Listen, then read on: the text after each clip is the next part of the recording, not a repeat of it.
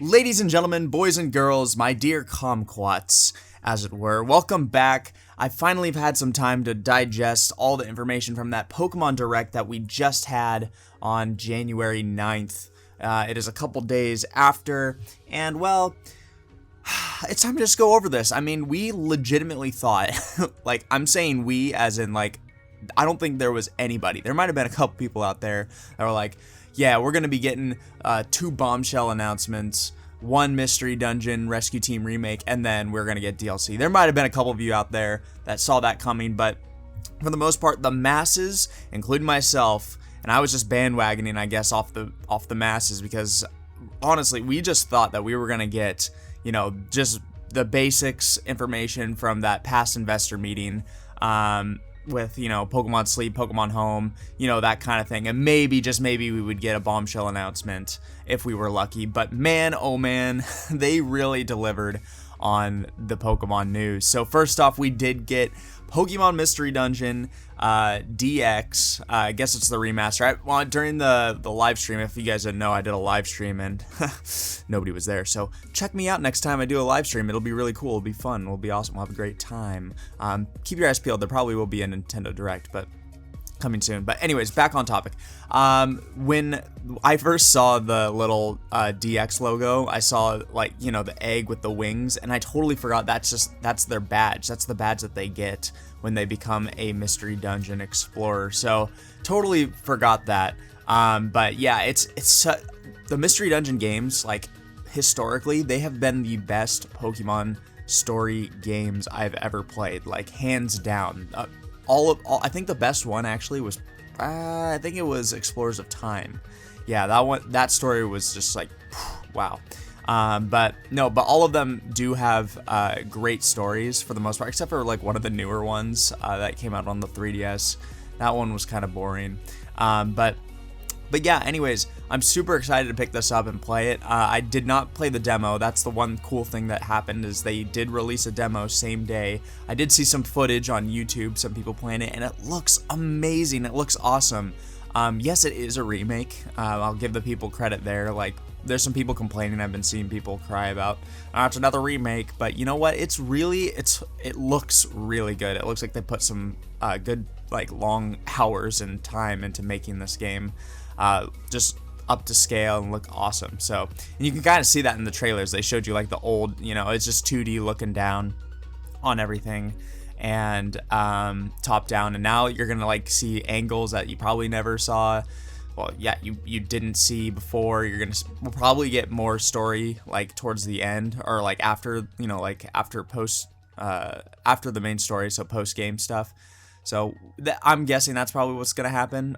We did get new information, like, there's gonna be megas now, so like we saw the Charizard go into the megas. So yeah, I'm super excited, and yeah, and it's super close too, coming out March 6th. So that's gonna be, you know, a few weeks before, not even that, just like a couple weeks before Animal Crossing comes out. So yeah, that's gonna be pretty interesting. I probably will get it and just, like, plow through it, because, you know, I played the game before, but I still want to enjoy it. So who knows? There'll probably be a review on it.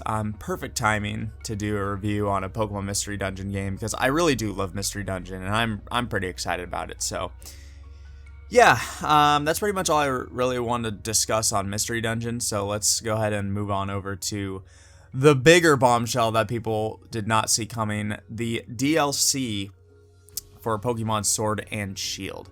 And so we got confirmation that it's going to be split into 2 different parts, the Isle of Armor and the Crown Tundra expansion pass DLC, whatever you want to call it. They're calling it an expansion pass, but honestly, it's going to be basically 2 separate little packages you can buy, $30 each. So basically, it's going to be a $60 price tag. So it essentially is a part 2. So the question comes, are they going to be making another Pokemon game this year? My answer to that is probably no. This is going to be going from, we also got confirmation on the window of release, so we'll probably not be seeing it, since we're probably not getting a new Pokemon game this year, because we're getting the first part in June.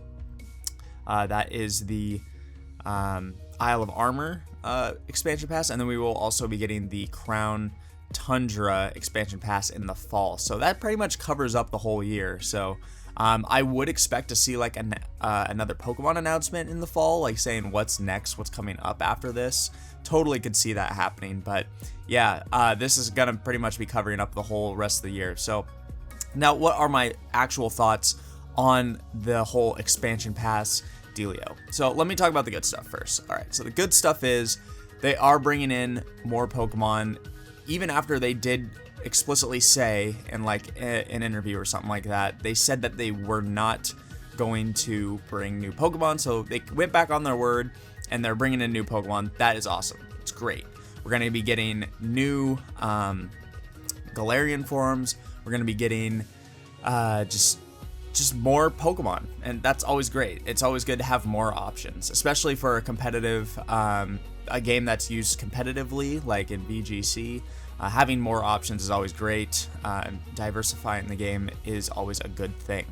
But just more content, of course. It's expansion pass, it's DLC. We'll be getting more content, more story. That's something I said in the stream. I was like, the story for Sword and Shield was absolutely terrible, just absolute butt cheeks. And so we're gonna be getting some really, hopefully, it looks really good. The stories, or the storyline that they're trying to present here, they kind of went over it in a little detail. Looks pretty interesting. And then the legendary Pokemon they're bringing, and there's like an exploration aspect, looks really cool. I really enjoy that. I'm really going to enjoy the exploration aspect to the whole DLC package. So yeah, very, very excited.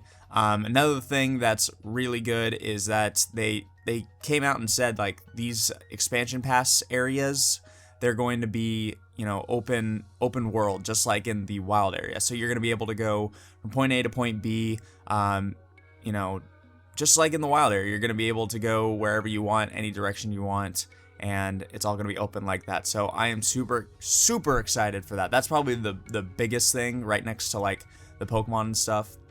That was cool. Let's see. So the legendaries that are I guess, yeah, they are legendaries. The legendaries that they announced, because honestly, the only legendaries we got in Sword and Shield were Zacian and Zamazenta. But now they introduced, I can't even remember their names anymore. It was it was like a kung fu little dog or something. Yeah, it was like a kung fu dog. Can't remember. It's like Fushu or something like that. They introduced that. It's an evolving legendary, and it has two forms. I remember one of them was water fighting. That is such a cool like typing. I'm just really excited to get into that and see like what they said. They have signature moves, so I can't wait to see what like the signature moves are gonna be like. And then there was that. They also said the name of the other thing. It was like a deer, like with a big crown on its head. Looked like a psychic deer. So I can't wait to see like, you know, how they play a part in the story. I imagine like the dog is like a hero or something. It's gonna be like, this is the hero on the adventure, kind of just like Zacian and Zamazenta were like heroes and stuff. So like maybe these guys are like heroes, and then I don't know. I have no idea about what the deer is. Like honestly, it seems, because it's got a crown, maybe it has something to do with royalty. Who knows? I am super excited to find out though. But yeah, that pretty much covers like the stuff I'm like really like happy and excited about. So now let's get into the negatives. Okay, so of course everybody and their mother are going to be like, well, you know what? They should have put this in the base game. They shouldn't have like made us basically pay for more. And yeah, I get that. I understand like the base game was kind of like lackluster, especially the story. You know, they should have put the Pokemon in from the beginning. You know, they should have done all this stuff, but I think the main argument is that Pokemon, they're on a tight schedule, right? And yes, I do realize like, you know, Nintendo's motto is like, we don't want to rush games. We want them to be like the best of the best, and just if we need to take our time on it, we need to take our time on it. But you also got to remember like that Nintendo isn't entirely like overseeing Pokemon. They do a little bit, but Game Freak is in charge of that.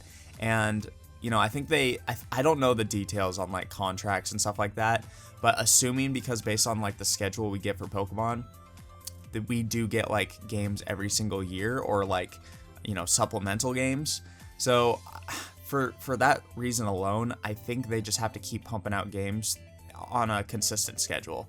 So what that means for us is that, you know, if we get a game like Pokemon Sword and Shield, that seems like, I mean, it was like it was finished in the fact, like, it did not feel like a broken game. Like, it didn't seem like it wasn't completely done, because it did feel like it was done. It was polished and stuff like that, besides like some graphical things like the trees in the wild area and stuff like that. But for the most part, it was like a finished game. So they produced a finished game. The only problem was the amount of content that we wanted to get out of that game was something that wasn't delivered. So what they're doing now is they're like, okay, well, we're gonna like push out a part 2, and, you know, and we probably should have seen this coming, like, from the very beginning. They've been doing this forever. They even said this in the direct. They're like, we always have had a like sequel to the games, and they started back on like Pokemon Crystal and then Pokemon Emerald and blah blah blah. And then later they actually did like literally Black and White 2. They called it like the part 2 of the first series, or of that series. So we should have seen it coming. Like, honestly, we should have seen it coming. So I don't know why people are like upset, because, you know, again, I think it's just an entitlement thing, but we should have just seen it coming, and it's something they've always been doing. So I'm not too upset about it. I do understand why people are like complaining about it, but, you know, I am going to get the expansion pass. I'm gonna like get into it and probably do a review on that, both pieces. I think the expansion pass does cover both. Like the wording of it, of course, you do have to buy like 2 separate things, but I think expansion pass, they call it an expansion pass, and I think it encompasses both parts, I think. So yeah. Besides that, I mean, that's kind of like that's like the big negative.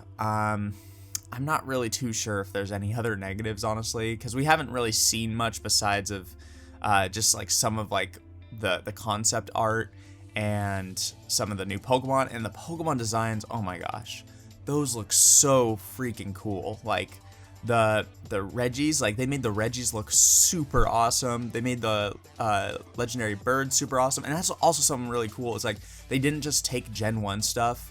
Like, I feel like they really like pushed in Sword and Shield, was they just took Gen 1 Pokemon and they just made those like the focal point of doing like new stuff, like Gigantamax Charizard, Gigantamax Butterfree, Gigantamax Gengar. Well, now they're kind of branching out. Yes, they are still doing like Gen 1 stuff like the birds, but they're also doing the Regis, which is really cool. I think that was a Slowking, like different Galarian form, so I am super excited about that. I did get my Galarian Slowpoke the other day. That was really funny. And yeah, it's just like a little taste. You're like, oh, I really want to like get on that train, because like when you get your Galarian Slowpoke, you meet like the trainer that you're going to be training with or whatever. I have Pokemon Sword, so it was the lady or whatever, and she was like, well, if you ever come over to the Isle of Armor, we can we'll have a chat sometime. And then she gets on the train and goes over there. I'm like, I really want to get on that train. But anyways, yeah, that's pretty much my thoughts. I am excited for both of these. It was definitely a direct that I did not see coming. I really did think that we were just gonna get some boring information, and maybe at the very end, yes, like I was thinking it was gonna be like a Gen 4 remake or something like that. But holy cow, like it's just so cool that that they decided to like flip our thoughts upside down and be like, you know what, we're gonna give them something that you know, they weren't gonna see coming. And, you know, at the end of the day, it was gonna be we knew it was gonna be a 20-minute Pokemon Direct, and you know what, we probably should have guessed that it was gonna be a little bit more than just those basic Pokemon Home, Pokemon Sleep concepts. So yeah, I'm very excited. Let me know in the comments what you're excited for, what you are hyped to see in the future from Pokemon, whether it's in the Mystery Dungeon remake or if it's in the Pokemon Sword and Shield expansion pass. Let me know. I'll hear about it in the comments. And until next time, see ya!